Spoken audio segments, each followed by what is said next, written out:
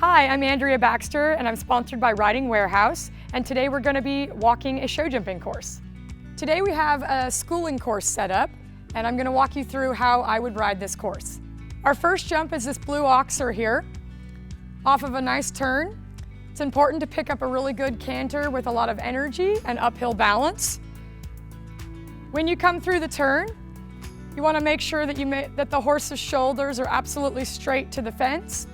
The landing side of this fence is a turn to the right, but it's important that we land in a straight line with all 4 feet on the ground before we make our turn. So once he's landed and all 4 legs are on the ground and he is straight, you can then look over your shoulder and start gently bending the horse to the inside and showing him the new direction. Keep the canter moving along through this turn. It can come up a little short and make the horse lose energy. So you want to make sure you keep those hind legs nice and active. This turn is again going to come up pretty quickly, so we want to make sure that we get the whole horse straight on the line before you look at the jump. So come out of the turn, get the whole body of the horse straight, and then you can look at the jump and put the canter together and collect it a little bit. Now this line walks a little short for the schooling purposes, and it's a vertical coming in, so that will help us. Typically, we walk distances with 2 steps or 6 feet on the takeoff and landing side of the fence. This, however, is set at a schooling distance, so it's only going to walk with a 3-foot takeoff and landing. 1 step is 3 feet, so this is where I'm going to land, and then I'll walk my stride from here. 1, 2, 3, 4. 1, 2, 3, 2. 1, 2, 3, 3. 1, 2, 3, 4. 1, 2, 3, 5. And our 3-foot takeoff. So that will ride in a nice tight 5.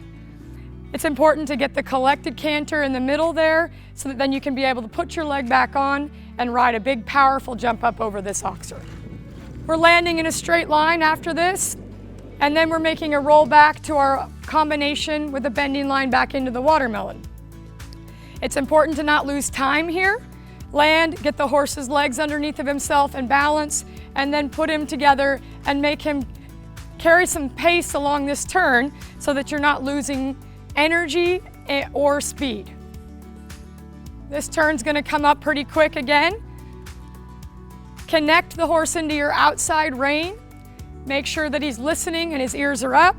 Hold your outside rein so that you don't get too much bend to the inside and therefore lose the shoulders to the outside. Once you're making through this turn and you've got good connection on your outside rein, now the horse is straight, that we've come through the turn. Once his full body is straight, then you can put your leg on and put a little bit of energy to this 1 stride. This 1 stride is set at a normal distance with a 6-foot takeoff and a 6-foot landing. 1, 2, land.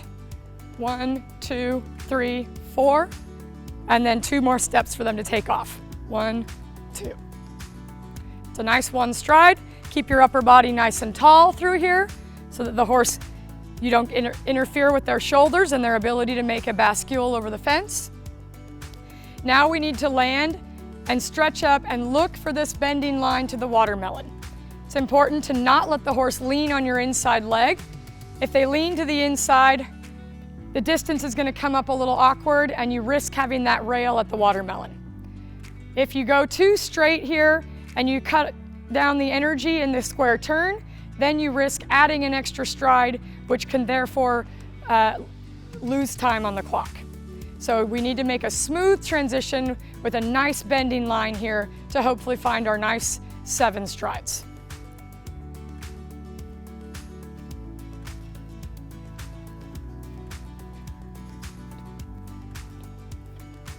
So it's about 3 strides on the landing of that before I'm going to start arcing my turn into the bending line.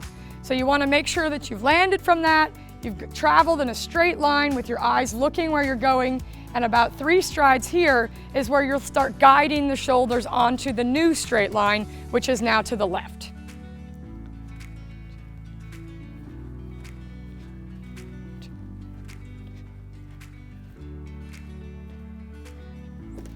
So that walk's a little short in the 7. It's going to ride great though. By the time you put the horse's hind legs underneath of them in that square turn, that 7 is going to come up really nicely. Let the horse travel here. Keep the energy coming. If they were at all leaning on your inside leg in that bending line, this is a good opportunity to put your left leg on and push them away from your left leg into your outside rein again. Really make sure that if there was any indication that the horse was getting crooked or leaning in that bending line, that you use this opportunity here to straighten them out and get them listening to you.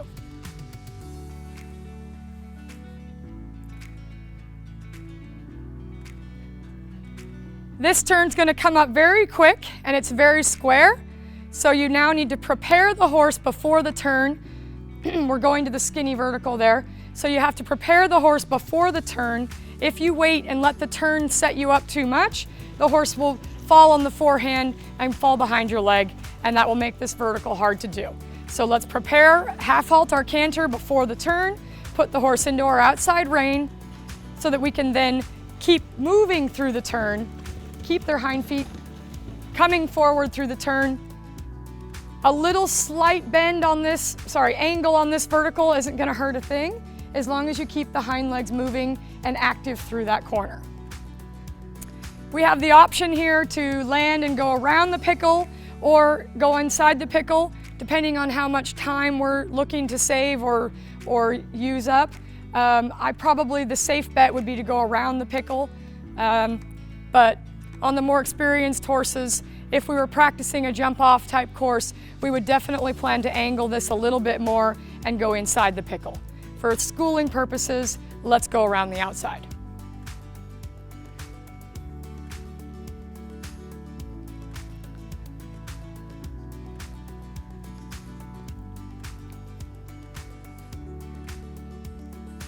Here we are again on a big open space between fences. Keep the canter coming, don't lose your energy, don't let the horse check out and take a nap. This is not nap time, this is business time. Keep his feet moving, look where you're going. We have another option here to go inside this cross rail or outside. I'd say since we just went around the pickle, we should probably stay inside of this to help keep our canter organized and together. The theme is consistent. We're coming into a turn, we're coming into a straight line. Wait till the horse's body is fully straight. Connect the horse in through a half halt into your outside rein. And then once he's straight, once his body is straight on the line, then you can see a distance to your fence. It's important to not try to see a distance when the horse is still in the turn. Wait until the full body of the horse is straight to the fence. Now this distance again is set as a schooling line. We don't typically set 3 stride lines in a show, but this is set up for us to practice. So because this is at the end of the course and it's set fairly short at a 3 stride distance, you want to make sure that we really get the horse's hind legs underneath of them, shorten the stride up appropriately, and ride this as a collected exercise to finish our course. 1, 2, 1, 2, 3, 4. 1, 2, 3, 2, 1, 2, 3, 3. And as you can see, we're at a 3-foot takeoff here, 6-foot landing there, 3-foot takeoff to an oxer. That's where you realize that this is going to ride very short, especially at the end of the course when the horse has his motor running. And that's the end of the course. I hope you enjoyed walking this schooling course with me today. It's important to remember that when I set these schooling courses, I like to set my distances a little on the short side to help teach the horses to sit down and collect. I also use a lot of ground poles rolled out to help show the horses where to take off from and not to get too close to the jumps. When you show at the horse show, remember that there will not be ground lines or fillers under the jumps, so it is your job to show your horse in practice how to sit down and collect and stay away from the jumps. Thank you for watching this how-to video. For more videos like this, please go to ridingwarehouse.com.